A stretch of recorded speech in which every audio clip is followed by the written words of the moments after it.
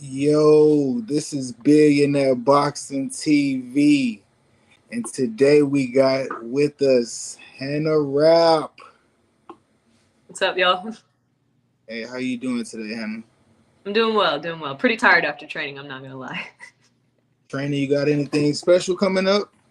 My next fight is gonna be February 21st back in Houston, Texas with Texas Combat Sports. Unless something else like super big comes up in between then, that's the next thing we got scheduled. Okay, for sure, for sure. Like, what motivated you to start boxing?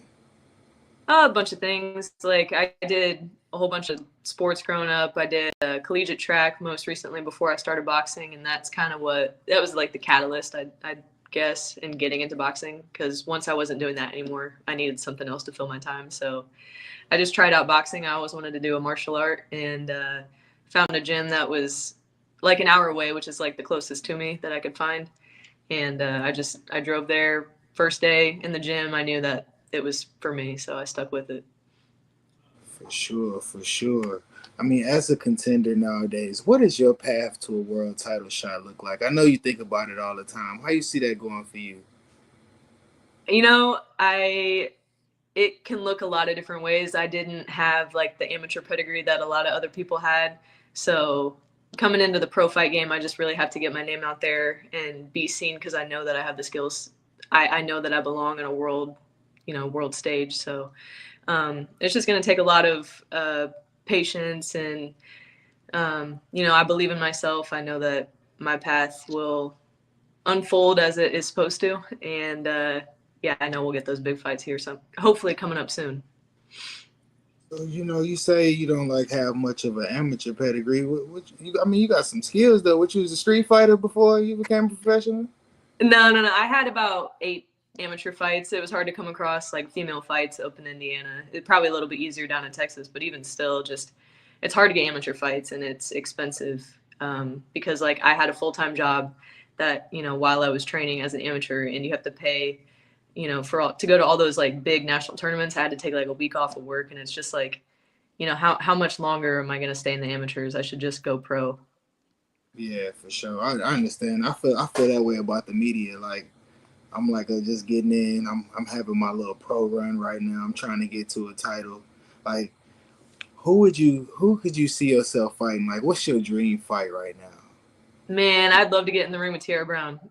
She's at the top of the food chain right now, and she's only a couple states away. And we thought we had a fight that we were offered to fight her back in September, and turns out that they wanted to make it more of like a unification fight or something. I don't know. They chose somebody that was like ranked 2 spots ahead of me in the WBC, so that was kind of a heavy blow. But I know she's around the corner, and I'm really excited for that fight.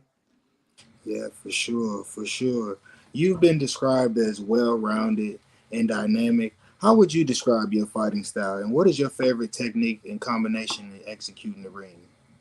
Yeah, I would describe myself as kind of I have a bunch of different tools on my belt, and I love my jab, I love my left hook, and I'm getting real snappy with my cross. So I'm kind of I'm a threat everywhere, and I can be and move around everywhere in the ring, and I can be whatever my opponent doesn't want me to be. So that's how I want to fight. Sure, man. When you said earlier about working and stuff, I really felt that because again, I'm in the same boat. Like, how do you maintain that world class level of readiness up here? Like, how do you maintain that on a daily basis? Because it takes a lot to be able to go to work and still commit to something that's not really paying your bills yet. You know what I'm saying? I understand how that goes. So how do you? Because for me, I see the long run. Like, I see how this is gonna be a couple years if I stay committed. So how do you stay mentally? Because you getting punched in the face. I'm just talking about it. You actually taking the damage. So how do you stay committed?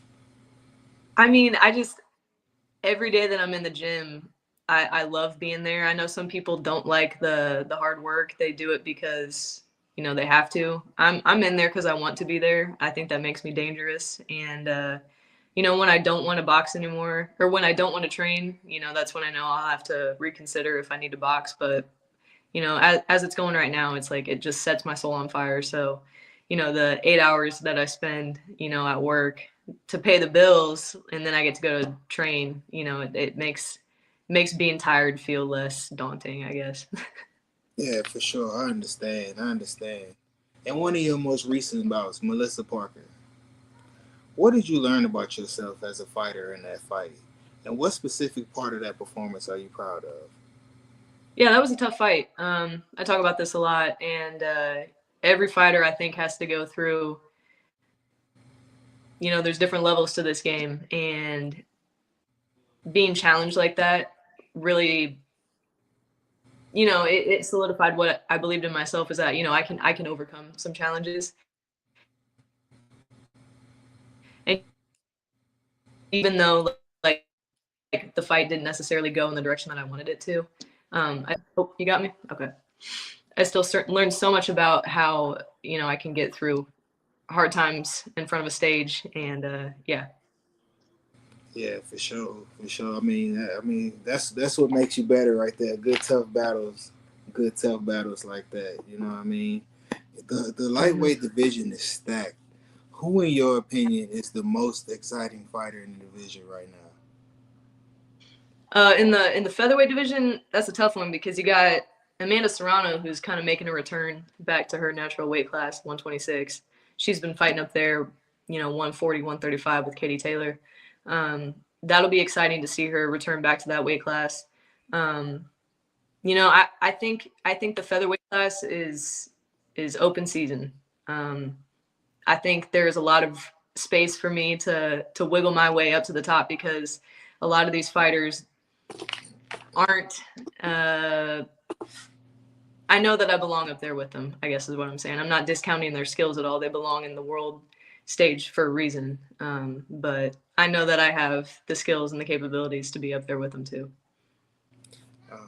You definitely do, man. You definitely do. I got one more question before I let you go. Like, what do you see your legacy? Like, what is next for Hannah Rapp? Um, you know, a lot of people focus on legacy and wanting to be remembered. Um, I think maybe that can get in the way of my ultimate mission, which is just trying to be the best that I can be, the best boxer, the best person that I can be. If I focus too much on how people are going to remember me, I think that might distort, you know, how I want to go through life. And so for me, it's just the mission is clear cut. It's simple. Just get better every day. Be a better person. Be a better boxer. Be a better family member, better friend, all that stuff. And I think all that just kind of falls into place. I think people remember how you make them feel and less about how many world titles they had, how many fights they won or lost or whatever like that. Um, my time in boxing is limited. It is for everybody. We're not able to do this into our 70s and 80s. And I Uh, plan to be hopefully at least 100 years old. So I'm more than just a boxer. I want to do other things, you know, after the fact, but that's way down the line. You know, God willing, I stay healthy and all that stuff. So for sure, man. Well, I appreciate you coming to be in that boxing TV today. It's been an honor. Can you tell everybody where they can follow you at, how we can reach you?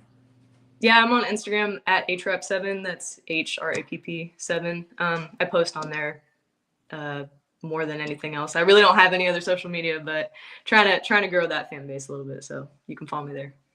Well, for sure, man. I'm gonna do all I can. You know, you one of those fighters that I kind of feel like I walked upon at the start of something good. So I'm gonna definitely do my duty to make sure people find out about Hannah Rapp. Thank you. I appreciate your time. I appreciate your time, man. Nothing but blessings, and I hope you make it to the top. I know you're gonna make it to the top. Yes, sir. Thank you so much. Thank you.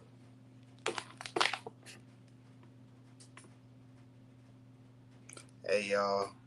That was Hannah Rapp. I appreciate y'all for watching. This is another episode of Bbtv.